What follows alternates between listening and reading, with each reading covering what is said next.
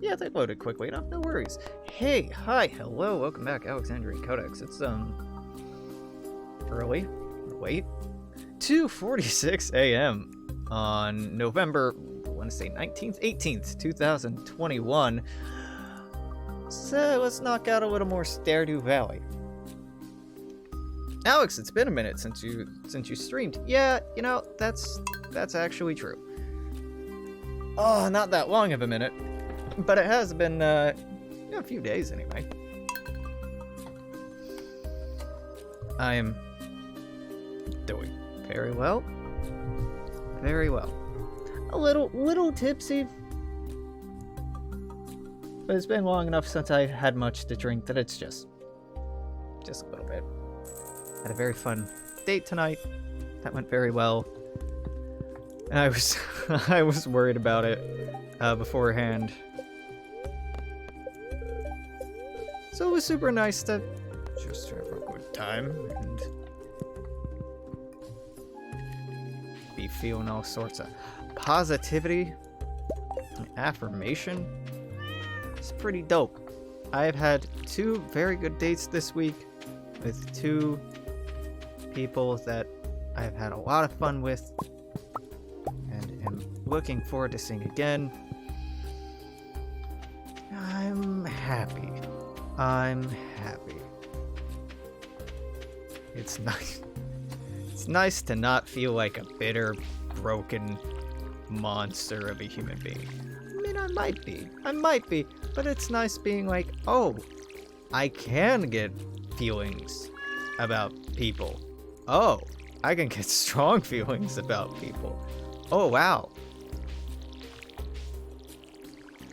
How about that? That's a neat trick.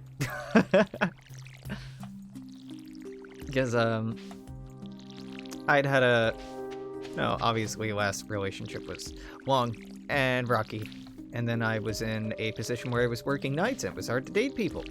So I tried. And then, we still do be in the midst of a pandemic, but it used to be scarier with the whole no vaccination thing at the time. Ow. I don't know. I've also been confident and comfortable. It helps. It does help. I had a good, sweet, fun time tonight, and I'm very happy about it. And I am very excited to be letting myself feel feelings and catch feelings for people.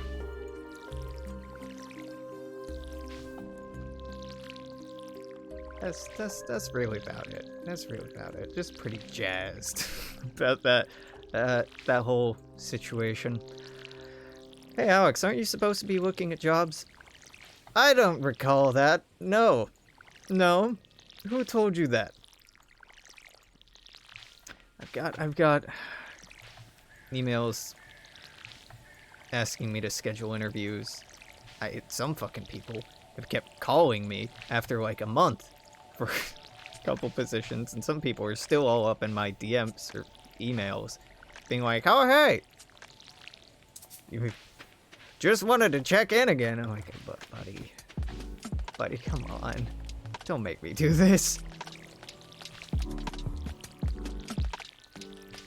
I would hop happily and excitedly at the chance to work a job that felt ethical and exciting, like I could contribute to my community and society and help people, or at least bring more joy into the world or help alleviate suffering. The jobs I've been invited to interview with, they would pay the bills, and pay the bills pretty well at that. But you know what? No, I'm gonna try and hold out for something that makes me feel a a little less terrible about having to participate in slow collapse of capitalism.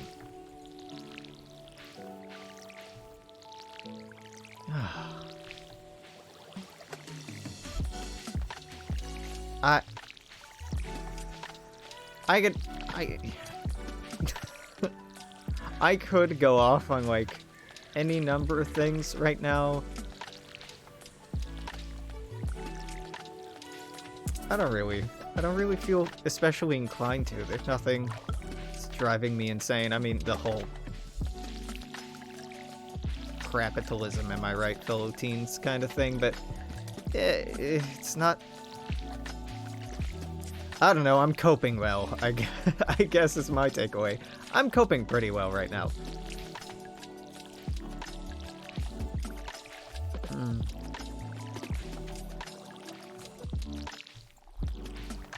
Yeah, now, maybe it was a bad idea to stream or record, because I'm just in, like, the most glowing fucking headspace. This sucks. I mean, it's great, obviously. I'm very happy, but also I'm just kind of just like, this has been a good week. Like, I had a lot of fun over the weekend. It was exhausting, but I had a lot of fun over the weekend. Tonight was really sweet and fun, and I'm very excited about these relationships. And these people who seem excited about me, and very sweet, and kind, and supportive, and affirming, and like real hyped up on me. It's pretty dope, dude. It's pretty dope.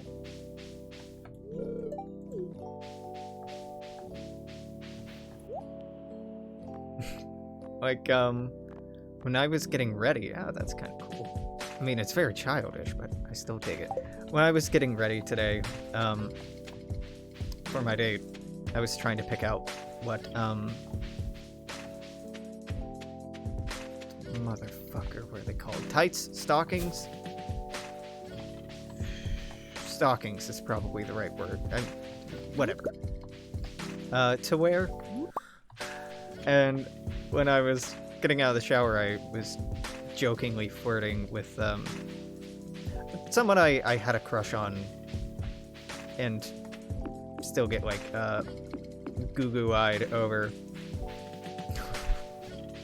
who lives like half a continent away, joking like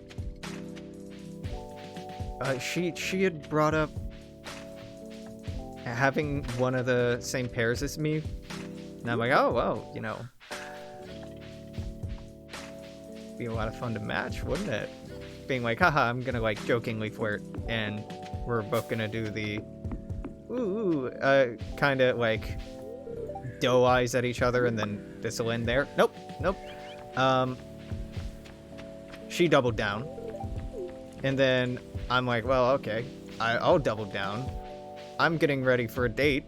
You wanna help me pick one out? She called my bluff. Motherfucker called my bluff. So I got ready for my date with a very rushed, I wouldn't call it a thirst trap shoot, because it was very rushed, but a flirty shoot. That was fun. I don't know, I'm liking who I am a lot. I'm liking who I've become and grown up to be a lot. I'm pretty happy that I am who I am. I'm feeling pretty good about life. I mean, yeah, there's all these existential fucking terrors and horrors and just like doubt that's crushingly impending, and yeah, it keeps me awake at night. Totally. But also, like, I like me. I feel like I like me a lot more now than I have in a while. That fucks, dude. that It do fuck. It do fuck.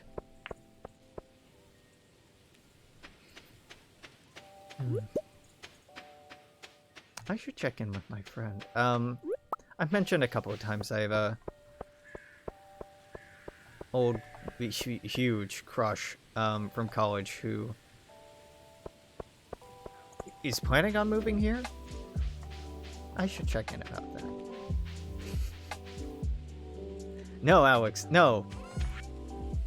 You've kissed enough cuties. Can one ever kiss enough cuties?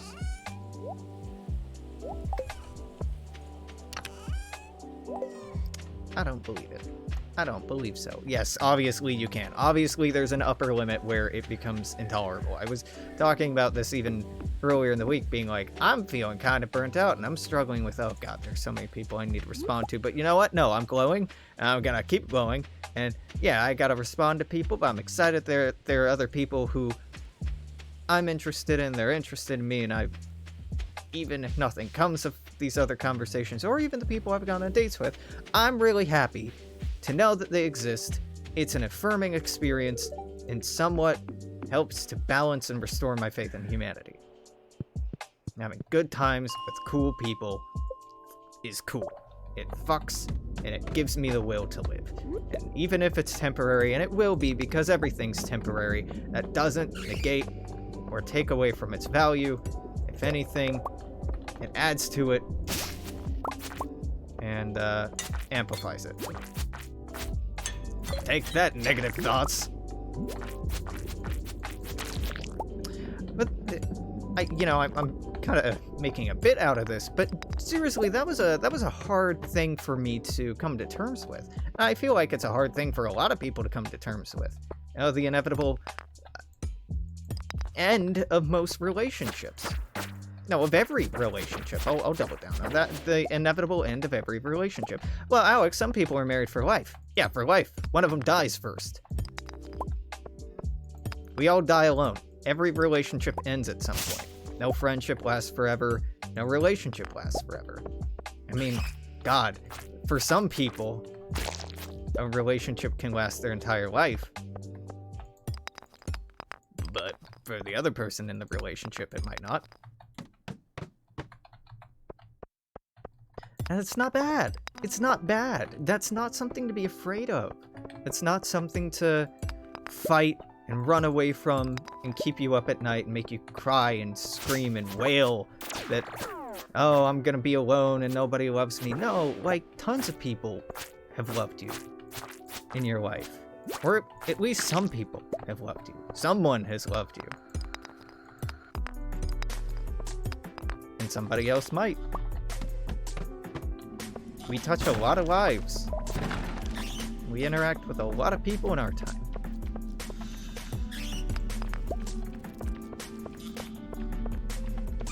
I'm ready to leave. I don't want to fuck with the bats. Honestly, don't want to fuck with the bats. I think I have to kill the bats, but, like, I don't want to fuck with it right now.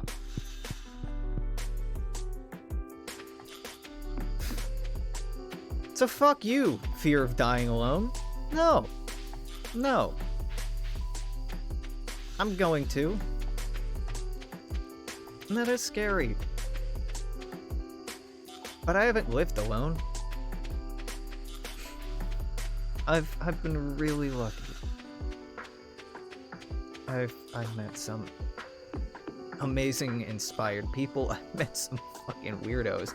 You know, honestly, my night started out pretty well tonight. I think I talked about how the last time I went on a date with the person I went on a date with tonight, I had an individual come up to me while I was on my phone and be like, accuse me of programming him with my phone and being a part of the CIA and yada yada yada. How did he know? So that was a pretty uncomfortable interaction. Tonight, while I was waiting outside of the bar for my date to show up, because she got a little delayed and I got there early, I was leaning against the light post, or a telephone pole, or whatever you want to call them, just chilling, and a dude came up and offered me a smoke. And I was like, oh, dude, thank you. No, thank you. Like, I'm about to head inside, but like, that's really sweet of you to offer. And it wasn't like somebody flirting with me. It was like an older dude who definitely lived in some of the transitional housing in that part of the neighborhood, which is I really like. Honestly, I really like that part of the neighborhood. Is it sketchy? Yeah, a little. But like, people, you don't shit where you sleep, right? Hopefully. If you do, that might be a condition. But like, I've walked people back to that transitional housing place when I worked my night job. One lady in particular, like, jumped out of a moving car because somebody was trying to make moves on her, and she was like hiding in the courtyard of the building that I worked in. I'm like, okay. Policy is, I call the cops. No, I didn't call the fucking cops. I went out and was like, hi, are you okay? Do you need anything? Can I call anyone? And I just hung out with her for a while and helped calm her down and talk her down. And I asked if she needed help getting home, and she said it was nearby, but she was scared to walk. So I locked up and I walked her home. And honestly, that could have gotten me fired. The manager at the time totally would have fired me. Or no, I don't think we had a manager at that time. The manager who started after that absolutely would have fired me for being negligent of the job and walking off the job site and neglecting the security of the building. Abso-fucking-lutely. I'd do it again in a heartbeat. I would do it every fucking time. I like that neighborhood. The people there are kind of hard on their luck and going through some rough times. They are more my neighbors than the motherfuckers who have $1 million condos or multi-million-dollar condos. I will die. I will die on that hill. I feel safer around them than I do around rich people. Because, like, rich people, especially older rich people, they'll fucking believe anything that they see on the news. In 2019, there was an incident where an Uber driver, I think, had assaulted in an intimate manner, sexually assaulted. I don't know why I'm speaking like I actually care if YouTube demonetizes this, because fuck you, YouTube. There was an incident where a driver had sexually assaulted riders, and this old lady was like super concerned when she was catching a cab. Like, ma'am, you have been catching cabs your entire life. These weirdos done been out there your entire life. And she's like, can you like get their license plate and mark the time just in case I go missing? Like, sure. I mean, that's what the camera does. I didn't, you know, dismiss her anxiety like this, but it was just, she had, and this is a real thing, rich people have this sense of separation from this world, this artificial sense of security, and they get irate, absolutely irate, if they feel like that's violated. They panic and they freak out, they throw fucking hissy fits, they throw money at the problem, they demand to hold people accountable when their sense of security has been violated. They don't actually care, by and large, a lot of them don't actually care about good or bad, right or wrong, other people actually being hurt, or the people that they have taken advantage of to have the money that they have, because ethical millionaires don't exist. I'll say it, ethical millionaires don't exist. You have $1 million and there's homeless people living down the street from you, you're not an ethical person. Well, Alex, that seems a little simplistic. Yeah, it is.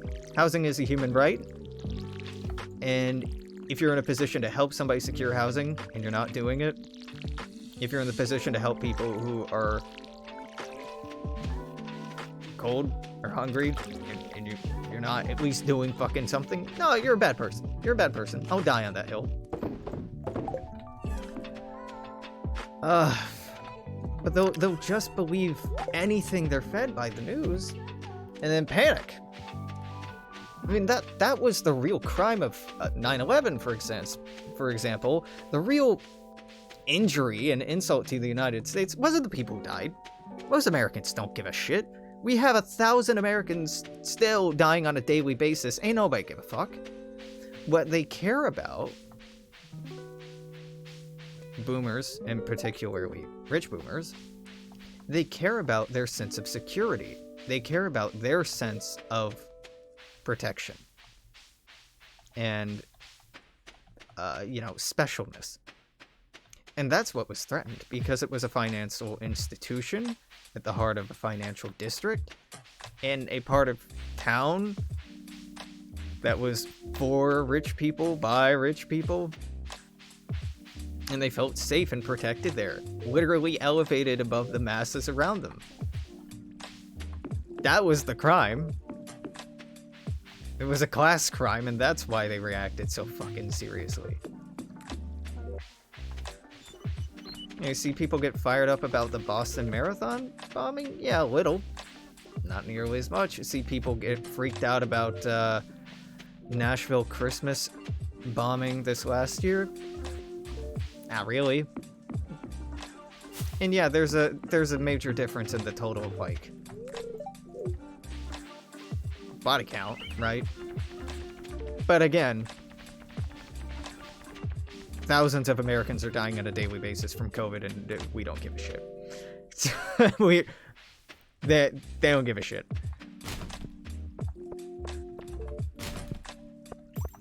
I had such a hard time articulating this when I was younger, particularly when, like the Boston Marathon bombing happened. I lost at least a couple friends that day, I think, or I entered into a rough patch in a couple relationships because people were all posting about it on Facebook, going, "Oh, it's so terrible." And I'm like, no, it really fucking isn't.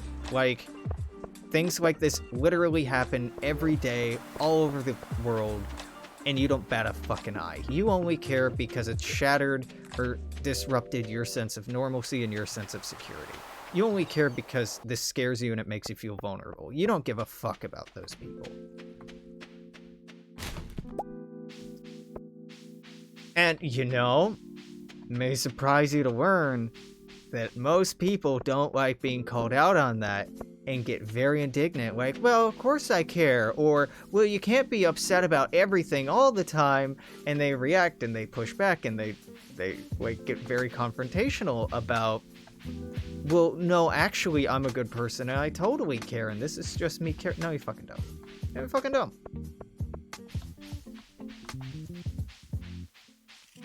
Some people do.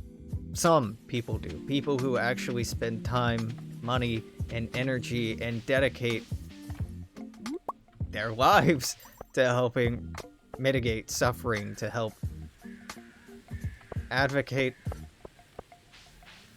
for real meaningful change and revolution and building support and solidarity and live lives, practicing their ethical values and living their ethical values. Those people do exist. But they're not common. Not fucking common.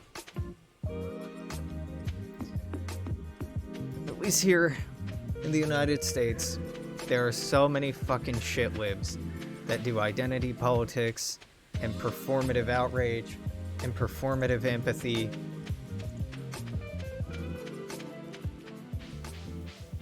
But they have the attention span of a kitten. As soon as something new pops up, they quit giving a shit. I had a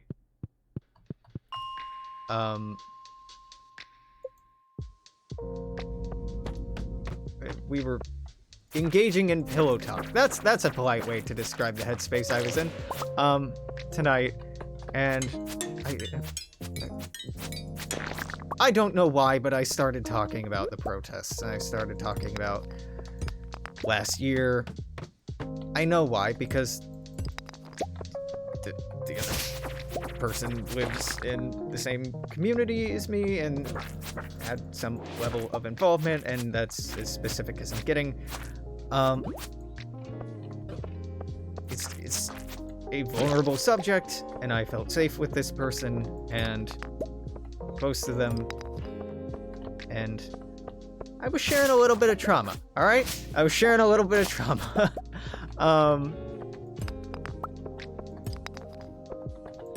I definitely got a little angry, like, fucking people are acting like it never happened. Everything's just gone back to how it was, and it's so frustrating. And not everything. You know, some people have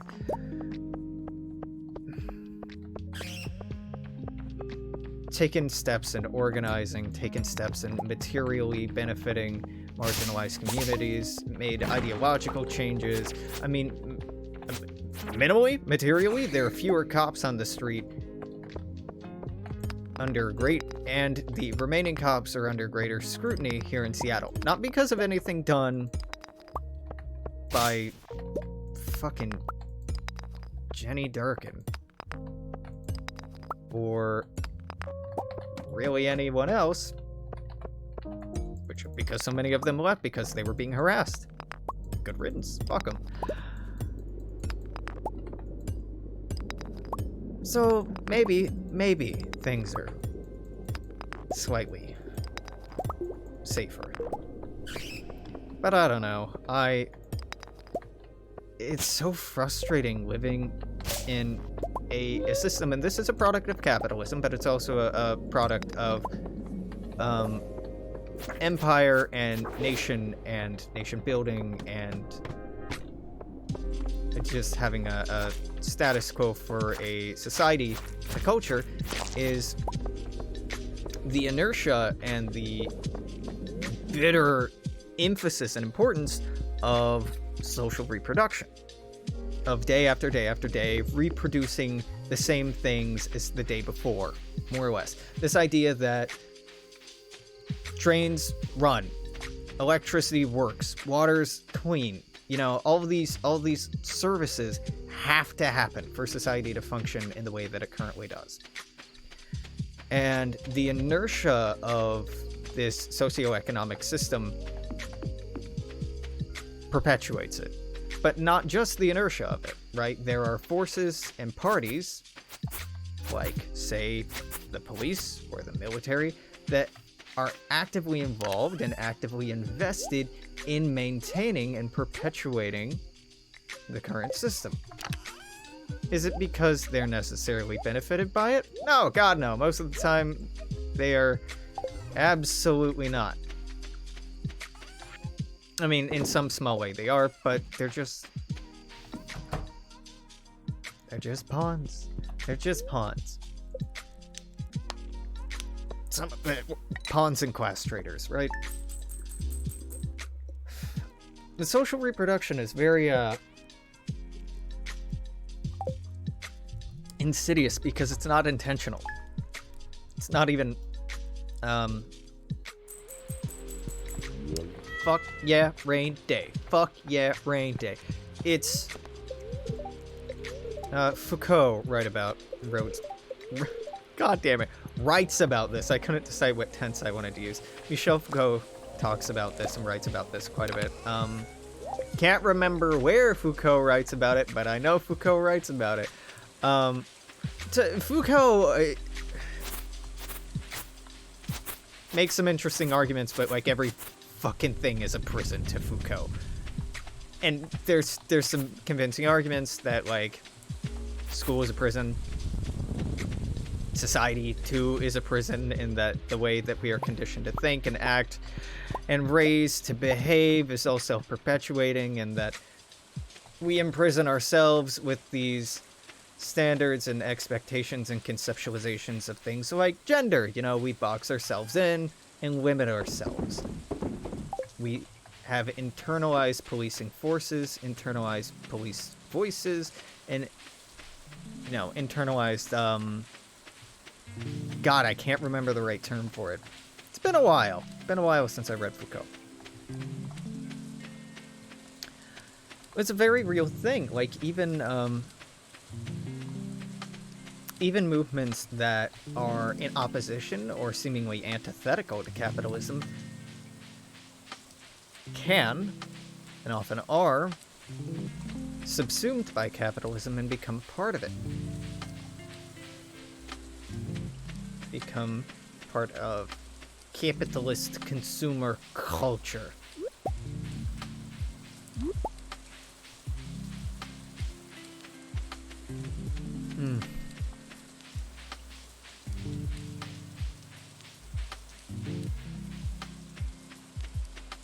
And I don't want much. I really don't. I want human life to have more value than capital, than profit. I want to live in a society centered around human dignity and human welfare. Autonomy, respect, and dignity. I want to live in a community that prioritizes supporting and loving one another.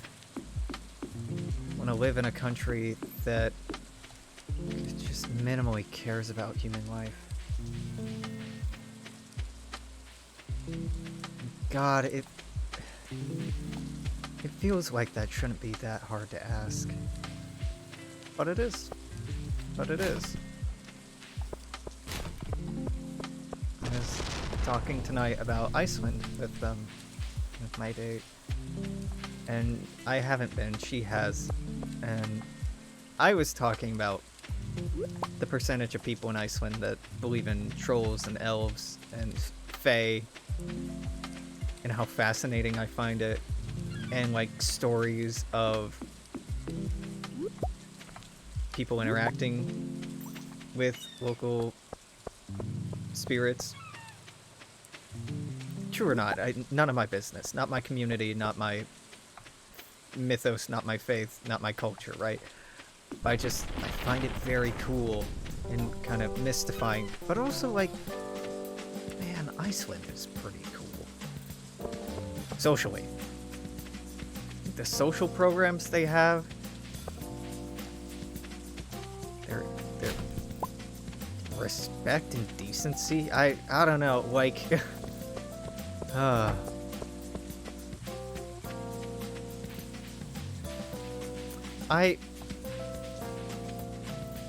So, neo-pagan people tend to be a red flag for me. Why? God, I've talked about this to death in the past. But paganism, particularly like Scandinavian paganism, in Nordic paganism, can be really tightly linked and adjacent to white supremacists and kind of covert racism. And so when people have like any kind of European pagan imagery or whatever, I can just be like, I don't trust you, is my knee-jerk reaction. But, you know, don't want to throw the baby out with the bathwater. There are some good ones. That's right, I'll say it, there are some good Scandinavians. There are some very not good ones. There are some particularly not great ones. But there are some Scandinavians that,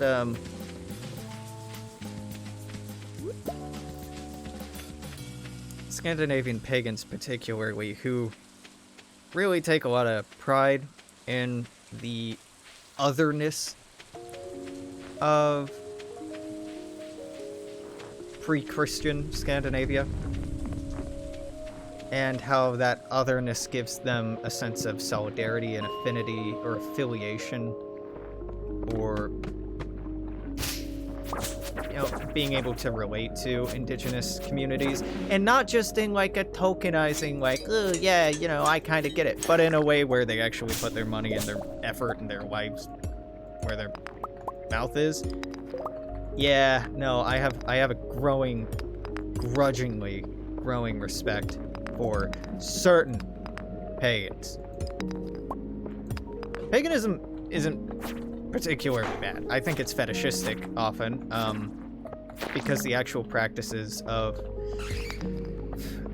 pre-Christian Scandinavia are obscured and maybe overly dramatized by Christian accounts and historical accounts, popular historical accounts.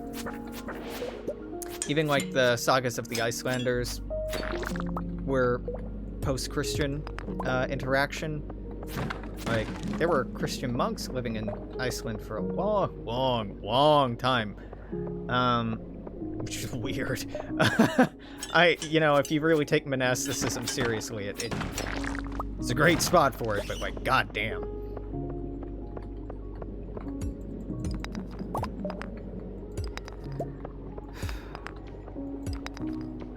It's the same kind of like grudging respect I have for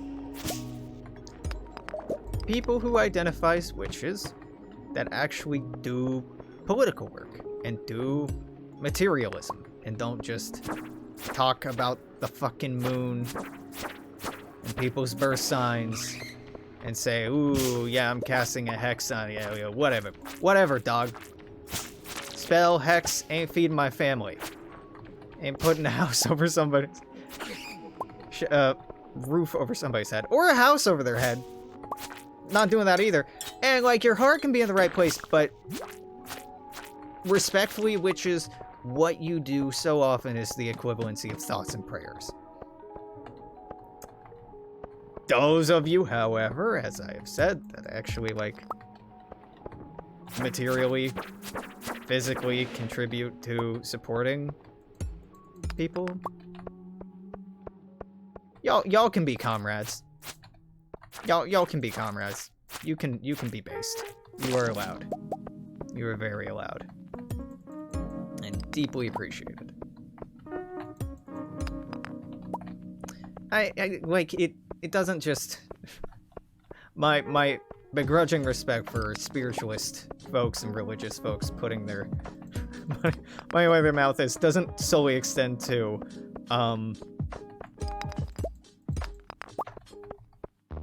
very gothic belief systems. Like, oh my god, Sikhs are awesome. Sikh people are fucking saints. They're amazing human beings. I cry when I listen to Sikh people talk about their faith, and like, gives me hope. And the fucked up thing, Christians, is that your faith tells you should be fucking loving and compassionate. And be a comrade too, but Christian socialism has been erased as an ideology in the United States. Absolutely erased. Christian socialists are still a thing, to some extent, in Europe, particularly in Germany. Complete erasure of that ideology, of that manifestation of religious value and moral value in this country. It wasn't accidental. It was not accidental. It was a very intentional effort done by American churches. It's fucking heartbreaking. I don't know, I'm just being soft tonight and having feelings. Don't mind me.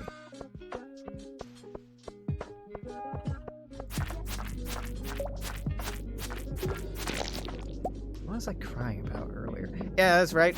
I cried a little earlier, and I don't remember what about. It was something sweet. I don't tend to cry over sad things. I tend to like want to scream into the void and break, burn, and defenestrate when I get angry.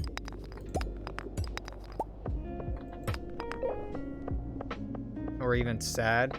It's when I see happy shit. That's what makes me cry. When I see stuff that like warms my dead heart and gives me hope. That's what makes me cry. Space makes me cry. Science fiction is very good at making me cry. It's like that stupid swelling of the music when it gets all inspirational, they're going to fucking Europa and talking about how far humanity has come and what a bright, hopeful fucking future it has, and that maybe we're not fundamentally broken, parasitic creatures, but we can be an embodiment of the universe, exploring itself, getting to know itself. Yeah, that'll do it. So yes, Carl Sagan's Cosmos, that absolutely made me cry. Neil deGrasse Tyson's Cosmos, no. Oh, Neil's an intelligent, passionate guy, but his tendency to get into, haha, well, technically, and ooh, gotcha, kinda lib shit drives me a little crazy. And I don't know, his Cosmos was just too derivative of the original, and I appreciate that it was intentionally derivative of the original, and it was like a content update because we learned so much about space and about physics in the last, like, 30 years. Like, oh my god, we've learned a lot. But I don't know, man.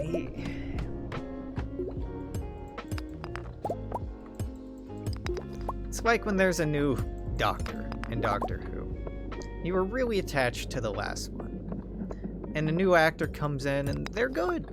They're good and they have a unique spin and unique take on the Doctor, and like you can tell they're putting their heart into it. But it's not getting that serotonin right. The dopamine just ain't hitting. It doesn't mean they're bad. It just means it's not your character anymore, not your fave anymore, and that's okay. Doesn't have to be. Like, oh my god, it's such a fucking liberating thing. I've talked about this before. Reaching this point in my life where I can not like things and it not be a big deal. I can just be like, you know, I don't really like that. It's fine. I'll order drinks that I feel like I might not like, or I don't know if I'll like them. And then if I don't like them, okay, well, you know, I learned something.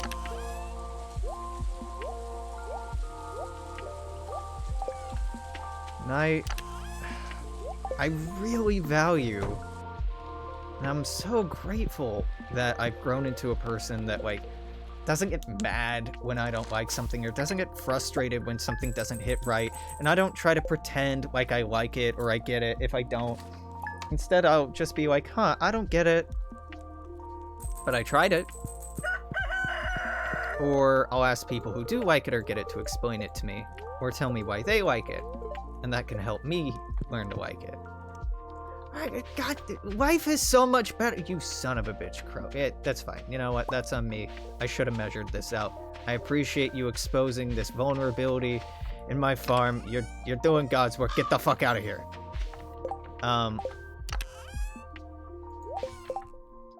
Being vulnerable is fucking great. Being soft and vulnerable and empathetic is awesome. It's just fucking awesome. It makes it so much easier to grow as a person. Makes it so much easier to be happy. Like, holy shit.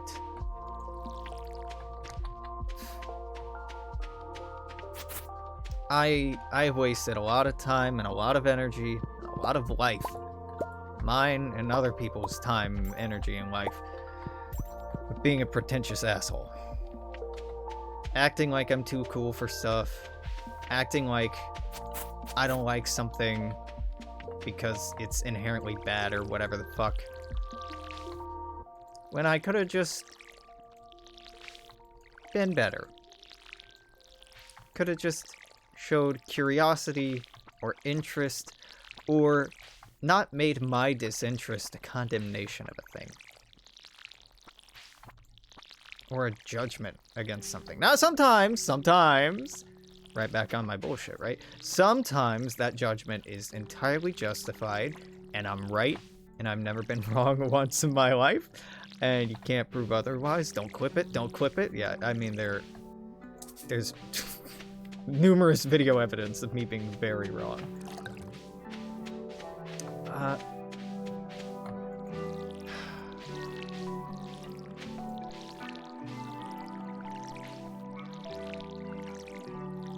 Yeah. Yeah, a lot of people, I've heard a lot of people who are 29, going on 30, talking about how excited they are. And when I was 27 and 28, and even really up until like super recently, I didn't get it. I've been afraid of getting older. I still kind of am. I'm afraid that time is passing. I'm scared that I haven't done enough with my time and my life. I'm feeling worried and apprehensive that I'm behind, or that I've let people down, or I've failed. But right now, at least, and I've been feeling more and more this way, I'm really proud of myself. Yeah, there's a lot of stuff I can and should be doing better.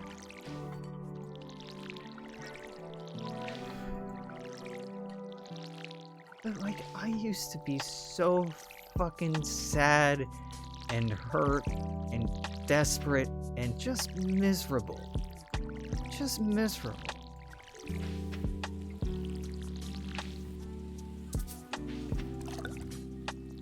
That seems like such a small accomplishment, right? I'm not sad all the fucking time. I don't want to just not exist.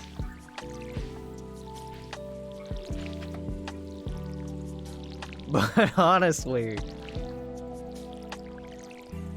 it's been hard. It's been really fucking hard. I'm just happy to be happy.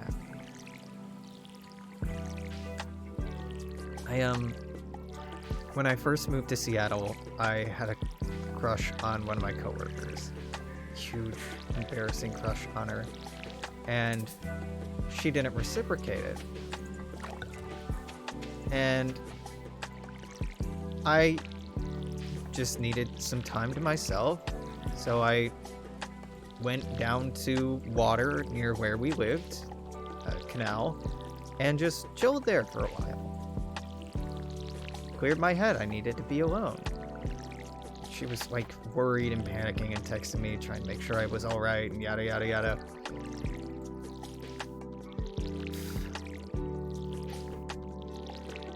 And I think genuinely, at that point, I crossed a threshold. Because I was sad, and I was upset, I was hurt.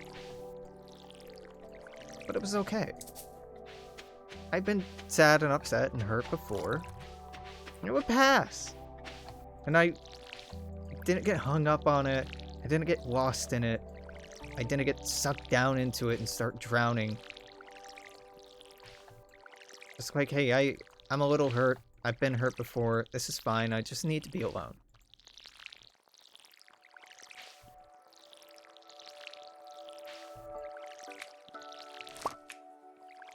I think at the time it was like, listen, I'm used to being disappointed. I'm used to being hurt. This is nothing new. I've survived worse. Just, leave me alone.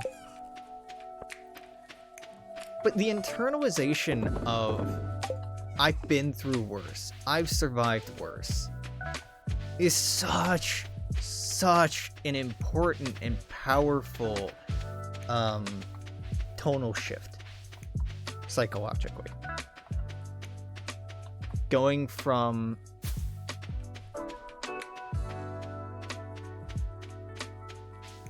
not having that, going from like things have been bad and now they're bad and they're just gonna keep being bad, or whatever, spirally bullshit that you can get into, to this sucks. This sucks, and you know what? It's kind of okay that it sucks. Life do be like that sometimes. You know what? It won't last forever. I'm not dead yet. I'll be hurt again, I'm sure. I'll probably be happy again. That's just the game. Like, fuck, it's awesome being comfortable with that. It seems like such a low bar, but like, oh my god. It's not, dude. It's not that low of a bar. Internalizing that and like genuinely believing it instead of being just bullshit you repeat at people or you say to one another.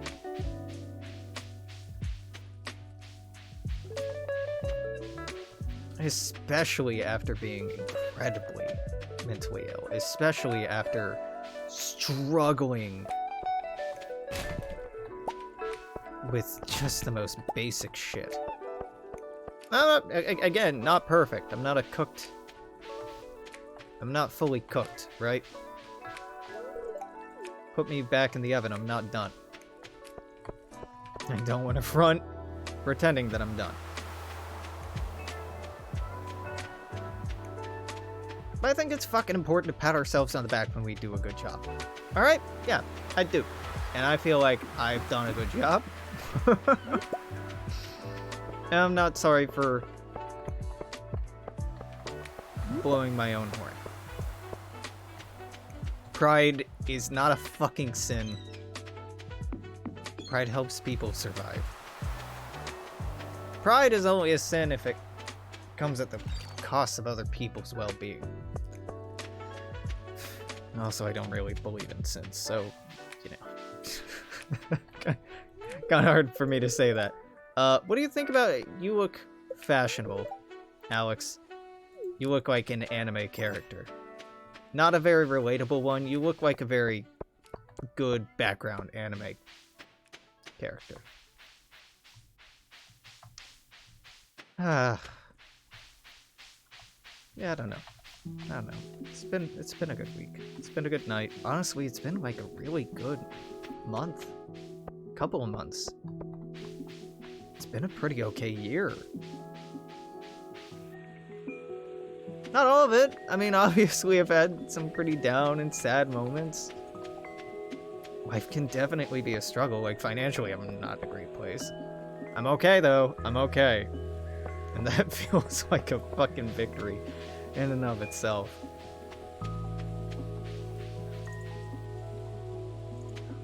It really does.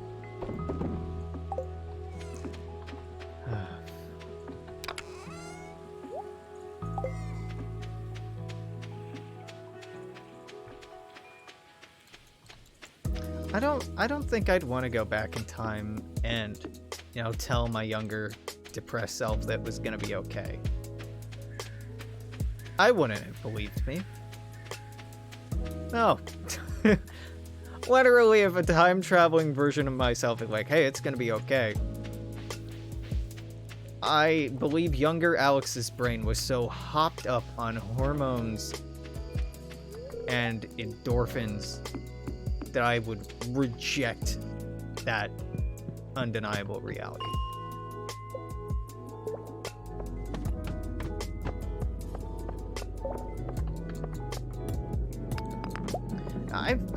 I've kind of always had the sense, when I was young, 6, 7, 8 years old, maybe slightly older, I was staying at my mom's parents' place. My Vava and Vovos in their farm. And I was sleeping in a particular guest room on the second story of the house. Second story of the house, built on a hill, so it's actually more like the third story because the basement is built into the side of the hill, but it's really more of like a third floor at this point. And, you know, who's to say what the fuck I saw, but the windows were open, curtains weren't drawn because they live in the middle of fucking nowhere and also it's like the second or third floor, right? And I thought that I saw someone standing there. Not on the windowsill. Just in the air. Standing and watching me. Not like menacing, just watching me. In a very... God, I still get shivers thinking about it. Like, getting shivers right now. I'm like... in a very, like...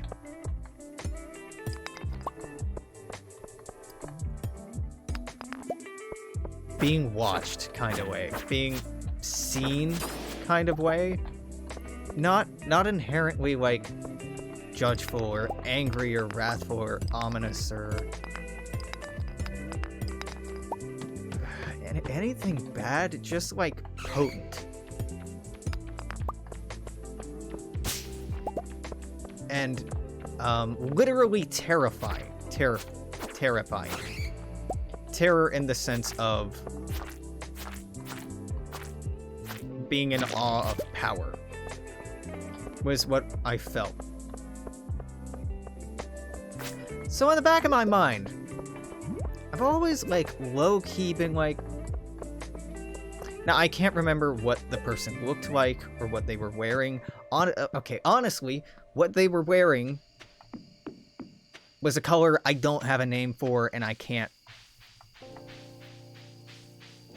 visualize. And I can't describe it any better than that. It was like, you know, fucking Jacob's painted coat, or fabulous coat, or whatever the fuck it's called. Like, fantastic coat, whatever. I've kind of always had the impression that being religious at the time, my kind grandparents, and even later on, not talking to me, some people referred to it as, like, maybe Alex saw his, at the time, guardian angel. I've never really believed in that shit. To me, it's always been like, what if that was a time traveler? What if not just a time traveler, but me, watching me? What if there's some kind of recursive loop here? And for some reason in my brain, that feels right. That feels accurate. Couldn't tell you why. If it were me, why couldn't I recognize me? If it were me, why was I wearing something that was fucking iridescent but not, and translucent but not, and like bright and colorful but not? So I don't know. Where'd that come from? Because I was talking about time travel and like I wouldn't go back in time. I've always just kind of had that feeling that maybe I do. Or maybe someone does. Nice way to end on just a little, I don't know, would have called it a ghost story, but ghost story. Oh, I've got a few more too. I don't really, I don't know. I don't believe in ghosts, but I've definitely seen things I can't explain. I felt and experienced things that I can't explain, and in my heart, in my mind, in worldview, there's room for the unknown, and the strange, and the wonderful, and the other.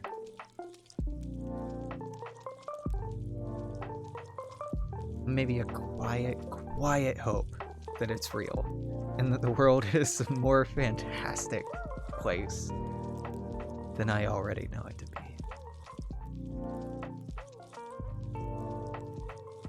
We're almost on an hour. Actually, with the stream, it's been exactly an hour, so I'm gonna wrap up here.